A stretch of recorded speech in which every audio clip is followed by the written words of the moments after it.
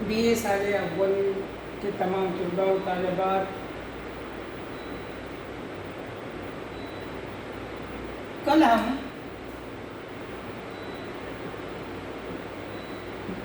Essel second language Urdu میں ہم نے اردو اور اس کے علاوہ BA کی ساخت کس طریقے سے ہوتی ہے اس کے بارے میں ہم نے پڑھا ہے۔ ہم نے کل دیکھا ہے کہ کس طریقے سے ہمیں اس سال میں کس طریقے سے کون کون سے مضامین کا مطالعہ کرنا ہے اور ان مضامین کے نمبرات کس طریقے سے ہے اور اس کا ہم مطالعہ کس طرح کر سکتے ہیں، اس کا ہم نے مختصراً ہم نے کوشش کی ہے کہ آپ کو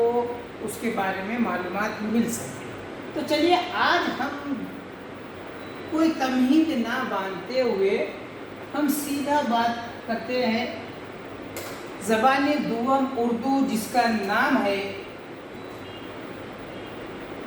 اس پرچے کا نام ہے افسانہ انشائیہ خاکہ اور ترجمہ۔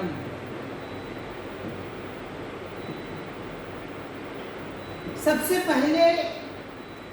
ہمیں اس پرچے کا نام یاد رہنا ہے، اسے انگلش میں ایسل فرسٹ کہیں گے کیونکہ یہ سیمسٹر فرسٹ کا پہلا پرچہ ہے۔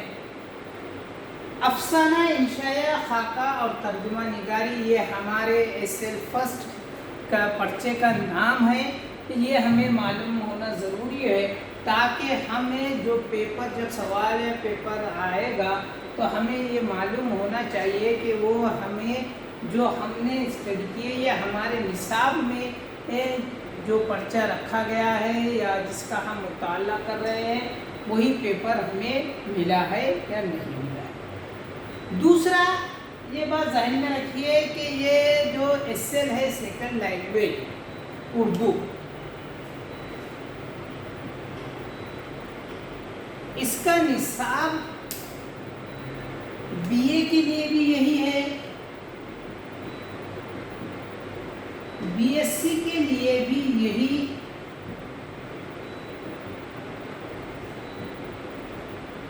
اور BCom کے لیے بھی یہی نصاب رکھا گیا ہے۔ تینوں کے لیے یہی نصاب تیار کیا گیا ہے، اور پرچہ جو ہے یہ تینوں میں جو مختلف ہے وہ یہ ہے کہ BA اور BSc کو یہ پرچہ جو ہے وہ 50 نمبر کے لیے ہے اور BCom کے لیے یہ پرچہ 100 نمبر کے لیے ہے۔ 50 کا مطلب یہ ہے کہ تحریری 40 اور 10 نمبر کا ٹیٹوریل، اور BCom میں جو ہے یہ تحریری 80 نمبر کا ہے اور 20 نمبر کا ٹیٹوریل رکھا گیا ہے۔ نصاب وہی ہے، وہی یونٹ ہے، وہی باتیں ہیں، لیکن صرف اور صرف ترتیب اس طریقے سے ہے۔ امتحان میں جیسا یہ 40 نمبر کا رہے گا تو اس کے لیے 2 گھنٹے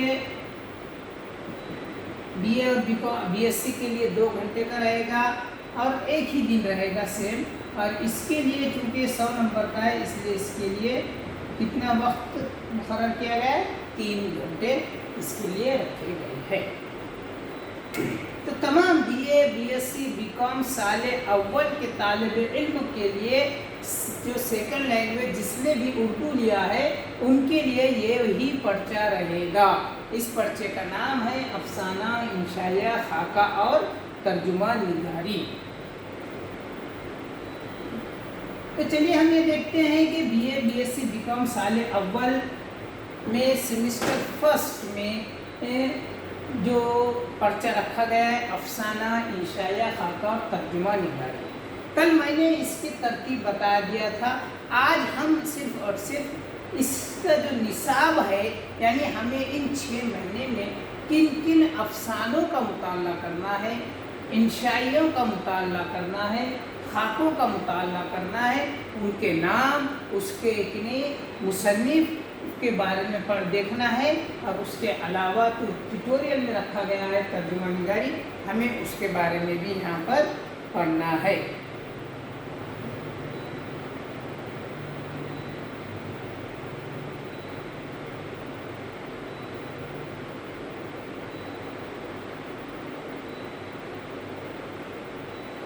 तो चलिए सबसे पहले देखते हैं हम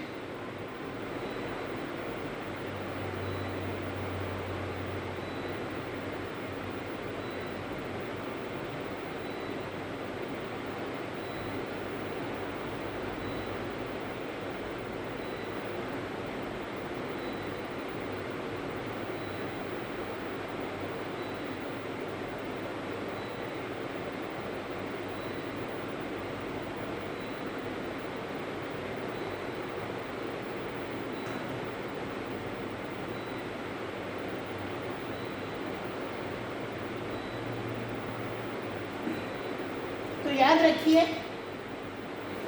कि इसे कुल 4 यूनिट में तकसीम किया गया है। यूनिट फर्स्ट जो है वो है अफसाने पर मुश्तमिल है। इसमें हमें 2 अफसाने का मुताला करना है। सबसे पहला जो रखा गया है वो है शतरंज के खिलाड़ी।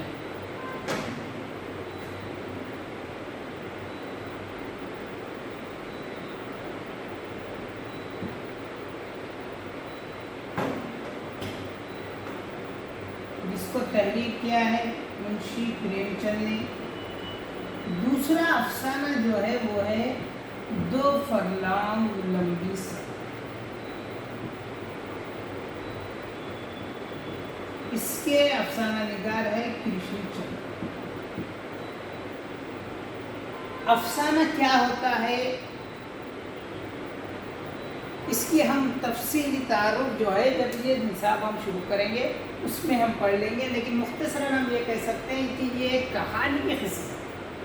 इसे जितने भी है ये अफसानी अदब में ये कहते हैं कि यह क्या है, अफसाना एक मुख्तसर सिर्फ है जिस कहानी को पढ़ने के लिए मुख्तसर वक्त लगता है या मुख्तसर वक्त दरकार है। इसमें हकीकत भी होती है और किसी सिर्फ एक कहानी जो है उसी को यहाँ पर बयान किया जाता है। अब जब दूसरा हम एक यूनिट देखते हैं, हम अभी फ़िलहाल निसाब के बारे में तफसीली मालूमात हासिल कर रहे हैं। इसके बाद हम इंशाअल्लाह एक एक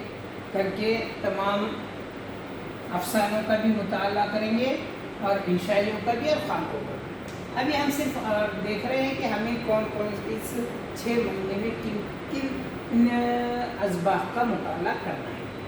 इंशाइए 2 है। एक है गुलशन उम्मीद की बहार और दूसरा इंशाया है मुरीदपुर का पीर।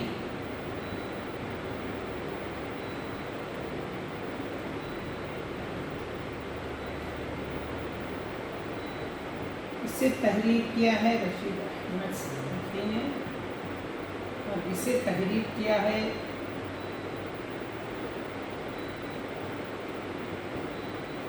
फकरत बुखारी। उसके अलावा जो यूनिट 3 है, यूनिट 3 है जो है वो है हमारे उर्दू की सिर्फ जो है वो है खाका। हमें खाके के बारे में पढ़ना है। नंबर 1 जो आता है यूनिट 3 में वो है खाके। खाके में जो पहला दिया गया है वो है डॉक्टर मुख्तार अहमद अंसारी और दूसरा खाका जो लिखा है वो है मशहूर मारूफ खाका निगार मुस्तफा हुसैन ने तहरीर करदा खाका अपने बड़े भाई के बारे में लिखा हुआ यादों में बसा आदमी इब्राहिम जूनिस।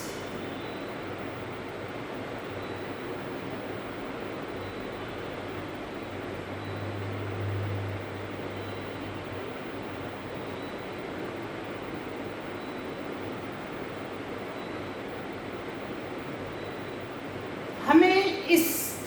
6 महीने में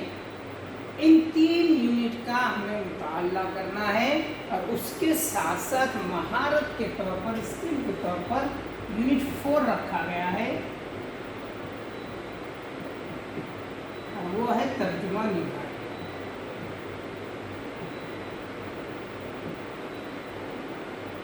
اب ترجمہ نگاری اس میں کیوں رکھا گیا ہے؟ یہ تو اردو ادب کے کچھ صرف اصناف سخن میں تو شمار نہیں ہوتی ہے، پھر یہ رکھا کیوں گیا ہے ترجمہ نگاری، اور اس کو ٹیوٹوریل کی اس میں کیوں رکھا گیا ہے؟ جب ہم اس کے بارے میں سوچتے ہیں تو ذہن میں رکھیے کہ نیا جو نصاب تیار کیا گیا ہے اس کو پہلے ہی یہ بتایا گیا ہے کہ طلباء اس نصاب کو مطالعہ کرنے کے بعد، اس نصاب کی اسٹڈی کرنے کے بعد ان میں کچھ نہ کچھ ایسی مہارت پیدا ہو جانی چاہیے کہ وہ اس نصاب پر یا یہ BA کی جو ڈگری ہے وہ حاصل کرنے کے بعد کچھ نہ کچھ روزگار کے مواقع اس کو حاصل ہو جائے۔ تو سوال آتا ہے ترجمہ نگاری سے کون سے روزگار آ سکتے ہیں؟ تو ذہن میں رکھیے کہ آج کا زمانہ جو ہے وہ میڈیا کا ہے، چاہے وہ پرنٹ میڈیا کہیے یا سوشل میڈیا، وہاں پر آج اس میں ہر کوئی ایک مختلف زبانوں سے مختلف اخبارات، صحافت وغیرہ ہے، اس میں ترجمہ نگاری کی بہت زیادہ ضرورت ہے، یا یہ ایک بہت اچھا روزگار یہاں پر کہہ سکتے ہیں ہم، کہ جس کو اچھے جو ترجمہ نگاری پہ مہارت حاصل رکھتا ہے، جنہیں ترجمہ نگاری کے تمام اصول و ضوابط کا علم ہو، یا وہ یہاں سے سیکھ جائے تو اسے آگے چل کر ترجمہ نگاری کے پیشے میں کامیابی مل سکتی ہے۔ اور یہ مقصد نصاب کا وہی ہے کہ مہارت حاصل ہو، اس لیے یہاں پر یہ یونٹ نمبر 4 ترجمہ نگاری رکھا گیا ہے، اور اس کو ٹیوٹوریل کی اس میں رکھا گیا ہے تاکہ طالب علم اپنی طریقے سے اپنے استاد کی نگرانی میں یہ یونٹ کو مکمل کر سکے، جس کے ذریعے اس یونٹ کو پڑھنے سے ترجمہ نگاری کے فوائد کا علم ہونے سے، فوائد ترجمہ نگاری کے اصول و ضوابط سے واقفیت حاصل ہونے کے بعد ایک اچھا طالب علم جب وہ پڑھائی کے بعد جب روزگار کے میدان میں قدم رکھتا ہے تو وہ ایک کامیابی کے ساتھ ایک پیشہ وارانہ زندگی گزار سکتا ہے ترجمہ نگار کے طور پر۔ تو یہ بھی ایک مہارت اس کے بل کر رکھا گیا ہے، تو ہمیں اس کو بھی اچھے سے سمجھنا ہے اور اس میں کوشش کرنا ہے کہ ان تمام کا مطالعہ کرنے کے ساتھ ساتھ اس کے ذریعے سے حاصل ہونے والے اسباق کے ساتھ ہمیں اخلاق کی تربیت تو ہونی ہے، لیکن ساتھ ہی ساتھ اس کی مہارت کے ساتھ ہمیں کچھ نہ کچھ ایسے فن پر بھی مہارت حاصل کرنا ہے جس کے ذریعے ہمیں اس دنیا میں، اس عصری زندگی میں بھی کچھ نہ کچھ روزگار کے مواقع حاصل ہو سکے، جس کے لیے یہ ایک چوتھا یونٹ ترجمہ نگاری یہاں پر رکھا گیا ہے۔ جب ہم اس یونٹ کا مطالعہ کریں گے تو ہمیں ان تمام کے فوائد ہمیں معلوم ہوں گے، اور اس کے ذریعے ہم اس مہارت پر، اس فن پہ ہم مہارت حاصل کرنے کی کوشش کر سکتے ہیں۔ تو مختصراً ہم صرف اتنا کہہ سکتے ہیں کہ ہمیں ان 6 مہینوں میں، یعنی اس سیمسٹر میں ہمیں یہ 4 یونٹ کا مطالعہ کرنا ہے۔ ان 4 یونٹ پر میں سے 3 یونٹ پر ہمیں کیا ہوگا، سوالیہ پرچے میں یعنی تحریری سوالات ہمیں یہاں پر کرنا ہے، اور یہ چوتھا یونٹ یعنی ٹیوٹوریل کو ہمیں مختصر ہمیں ایک ٹیوٹوریل کی شکل میں، ہوم ورک کی شکل میں اس پہ ہمیں محنت کرتے ہوئے کہ وہ ہمیں انٹرنل کے طور پر یہاں پر ٹیوٹوریل جمع کرنا ہے۔ اب بات آتی ہے ہمیں یونٹ 1 شروع کرنے کی، تو ہمیں ان تمام کو ایک مختصر نظر ثانی کرتے ہوئے ہمیں اگلے لیکچر میں ہمیں ان تمام کا تفصیلی ایک ایک سے ہم تو یہ افسانے لیں گے، افسانے نگار کو لیں گے، ان کا تعارف بھی پیش کریں گے، اور اس افسانے میں کون سی بات کہی گئی ہے، اردو میں اسے کیوں رکھا گیا ہے، اس کی بھی ہم بات کرتے ہیں۔ تو خیر یاد رکھیں، یونٹ فرسٹ جو ہے وہ افسانہ ہے، جو کہانی کی ہی ایک ایسی صنف ہے جس میں کیا ہے وقت بھی کم لگتا ہو، اور کسی ایک زندگی کی ایک حقیقی کہانی سے ہمیں واقفیت حاصل ہو سکے، جس میں شطرنج کے کھلاڑی پریم چند ایک بہت بڑے افسانہ نگار ہیں، جنہوں نے وقت کے ساتھ ساتھ وقت کی جو حالات ہے، جو مسائل ہے، ان کو اپنے افسانوں میں بڑی خوبصورتی کے ساتھ پیش بھی کیا ہے اور ان پر طنز بھی کیا ہے، جس کی ایک شکل یہاں پہ شطرنج کے کھلاڑی کے طور پر یہ افسانے میں پریم چند نے اپنے لکھنؤ کے جو حالات تھے اس پہ انہوں نے ضرور لگائی ہے۔ دوسرا ہے دو فرلانگ لمبی سڑک۔ کرشن چندر ایک دوسرے اہم افسانہ نگار ہیں۔ اس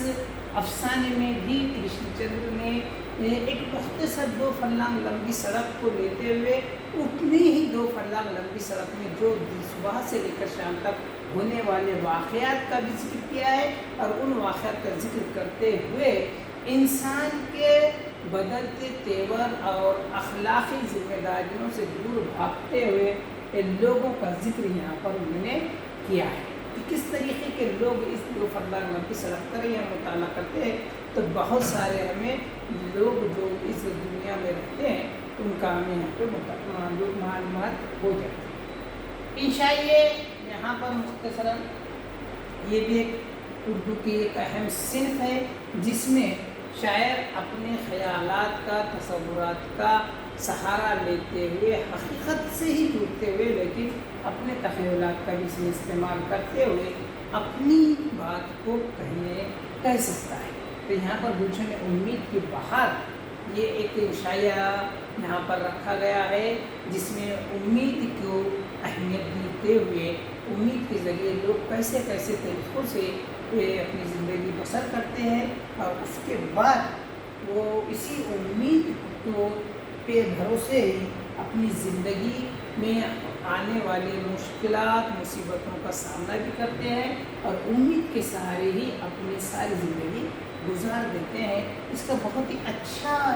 اچھی وضاحت جو ہے ہمیں یہ اس انشائیہ میں ملتی ہے۔ جب ہم اس کا مطالعہ کریں گے تو ہمیں یہ بات سمجھ میں آ جائے گی۔ مرید پور کا پیر جو ہے یہاں پر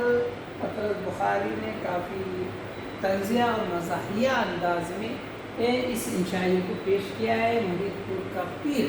مطلب یہ ہے کہ ایک گاؤں ہے مرید پور، جہاں پر